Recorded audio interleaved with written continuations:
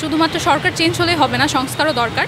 তো সেই বার্তাটা আমরা দেওয়ার জন্যই আসলে পোস্টারটা আঁকছি, যাতে মানুষের চোখে পড়ে এবং যারা যারা যাচ্ছে পথচারী তারাও বেশ সাপোর্ট করছে আমাদের জিনিসটা নিয়ে। বাংলাটা নতুনভাবে স্বাধীন হচ্ছে, পরাধীনতার যে শিকলটা ছিল, স্বৈরাচারের আয়ত্তে ছিলাম আমরা, সেটা ভেঙে আমরা নতুন একটা শিকল আনছি। এবং এখানে কিছু পাখিও আপনারা দেখতে পাচ্ছেন, যেটা হচ্ছে মূলত শান্তির প্রতীক। আমরা একটা সুন্দর, সমৃদ্ধ, শান্তিপূর্ণ বাংলাদেশের আশায়।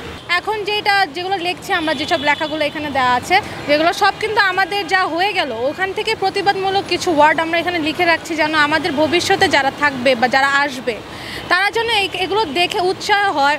আমরা এটা শহীদ ভাইয়াদের জন্য করছি, এরপরে আমরা বড়দের সাহায্য করছি, এই জন্য আমি এসেছি এখানে। আমরা দেশকে এটাই বোঝাতে চাচ্ছি যে আমরা স্টুডেন্টরা সব এক, আমরা সকলে একত্র হয়ে দেশের উন্নয়নের জন্য কাজ করব। ইতিহাসের শুরু থেকে আমরা কখনো অন্যায়, অত্যাচার, স্বৈর শাসন সেটা সহ্য করিনি।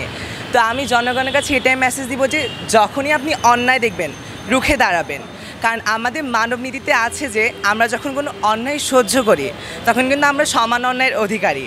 তো সেক্ষেত্রে আমরা যেই অবস্থাতে থাকি না কেন, যখনই অন্যায় দেখব রুখে দাঁড়াবো। প্রতিবাদী ভাষাটা আসলে আমরা এই জন্য দিচ্ছি যে সবাইকে আর কি বোঝানোর চেষ্টা করতেছি যে তরুণরা আসলে, আমরা বলি যে তরুণরা হচ্ছে ভবিষ্যৎ, কিন্তু না, তরুণরা ভবিষ্যৎ না, তরুণরা বর্তমানের প্রেক্ষাপটে যা হলো বা যা হচ্ছে সামনে, যা এভাবে তরুণরা যেভাবে কাজ করছে, তো এটা একদম পরিষ্কার যে তরুণরা ভবিষ্যৎ না, তরুণরা হচ্ছে বর্তমান।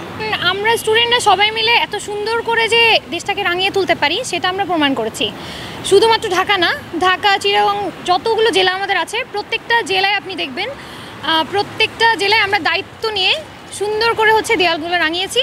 এবং আপনি দেয়ালের ভাষাগুলো পড়লে আপনি বুঝতে পারবেন আমাদের ভিতরে যে ক্ষোভ ছিল, ভালোবাসা ছিল, আমাদের সাথে যে অন্যায়গুলো করা হয়েছে এগুলোর আমরা প্রতিবাদ করেছি। অনেক কিছু আমরা প্রতিবাদ হিসেবে তুলে ধরেছি। অনেক কিছুতে আমরা বোঝাতে চেয়েছি যে আমরা আসলে মানে দেশের মানুষেরা যতই না চায় আমাদের দেশটাকে সুন্দর করতে, আমরা ছোট মানুষগুলো, আমার থেকেও যারা স্টুডেন্ট আছে, যারা হচ্ছে স্কুলে পড়ছে, কলেজে পড়ছে, তো তারাও আসলে দেশটাকে আসলে সুন্দর করতে পারে যদি তারা চায় সুন্দর করতে। তো গ্রাফিতির মাধ্যমে আসলে আমরা এটাই তুলে ধরতে চেয়েছি যে আমরা আসলে রাষ্ট্র সংস্কার করতে নেমেছি এবং আমরা করব।